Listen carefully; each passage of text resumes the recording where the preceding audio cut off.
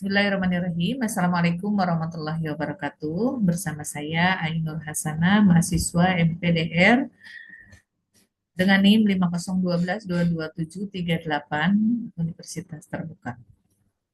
Kali ini saya akan memaparkan eh, tentang diskusi 11 mata kuliah studi komparatif pendidikan di berbagai negara.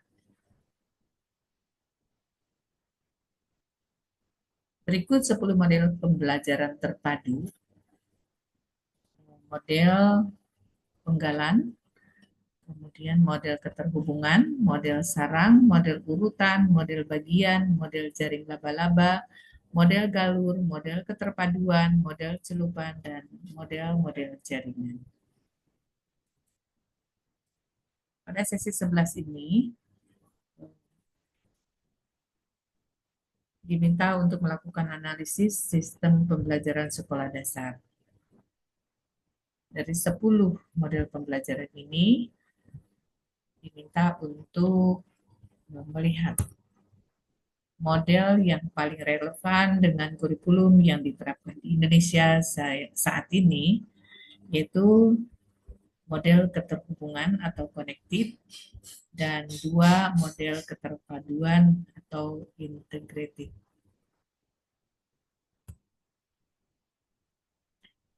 Adapun karakteristik model keterhubungan dalam pembelajaran terpadu kurikulum merdeka, yaitu model konektif.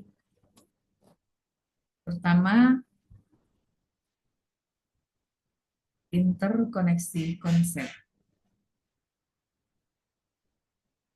Maksudnya, setiap topik dalam satu mata pelajaran dihubungkan dengan konsep lain yang relevan. Kemudian ada integrasi keterampilan, yaitu model ini memungkinkan siswa mengembangkan berbagai keterampilan dalam satu mata pelajaran. Kemudian pembelajaran kontekstual, yaitu materi yang diajarkan dikaitkan dengan kehidupan nyata agar lebih relevan bagi siswa.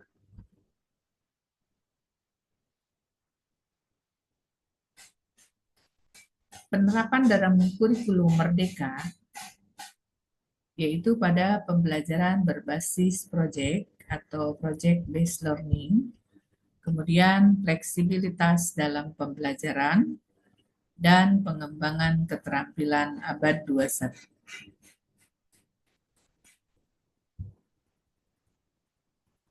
Berikut karakteristik model keterpaduan dalam kurikulum merdeka atau model integratif. 1.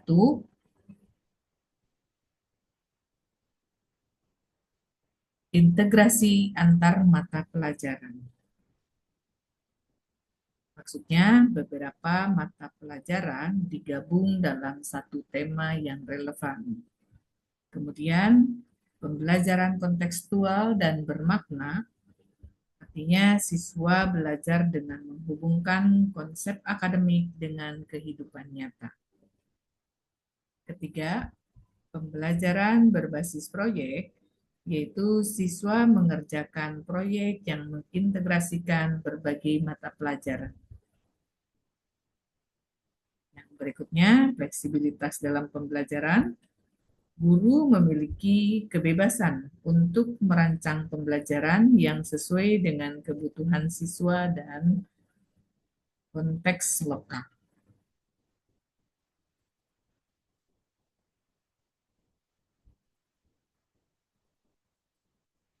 Pada pertanyaan kedua, tentang tujuan, landasan, prinsip-prinsip, rambu-rambu, serta tahapan pembelajaran dalam pembelajaran tematik atau terpadu. Pertama, memusatkan perhatian pada satu tema, kemudian mempelajari pengetahuan dan mengembangkan kompetensi muatan dalam tema yang sama, memahami materi lebih mendalam, mengaitkan berbagai mapel dengan pengalaman pribadi siswa, siswa lebih aktif dan bersemangat, lebih ke manfaat dan bermakna dalam belajar, Efisiensi waktu karena terintegrasikan. Dan menumbuhkan budi pekerti dan moral peserta didik.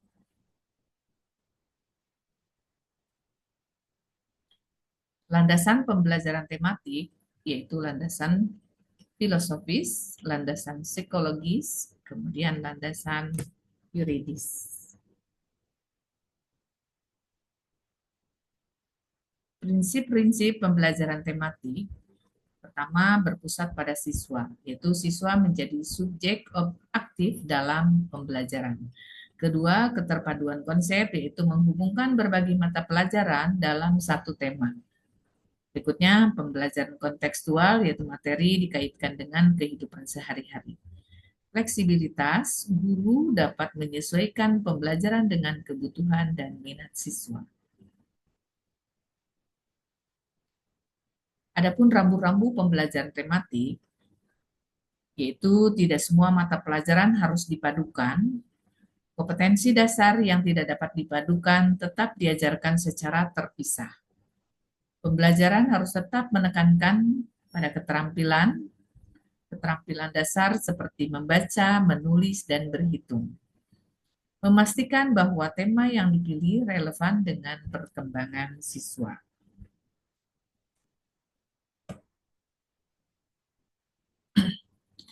Tahapan pembelajaran tematik terpadu itu memilih atau menetapkan tema. Berikutnya melakukan analisis standar kompetensi kelulusan, membuat hubungan pemetaan antara KD dan indikator dengan tema, membuat jaringan KD, menyusun silabus tematik, dan menyusun rencana pelaksanaan pembelajaran atau RPP tematik terpadu.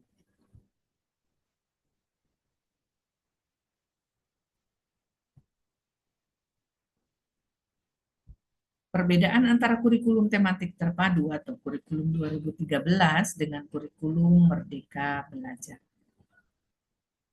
yaitu kurikulum tematik atau 2013 berlandaskan pada sistem pendidikan nasional dan standar nasional pendidikan. Pendekatan berbasis kompetensi yang menekankan pada sikap, pengetahuan, dan keterampilan.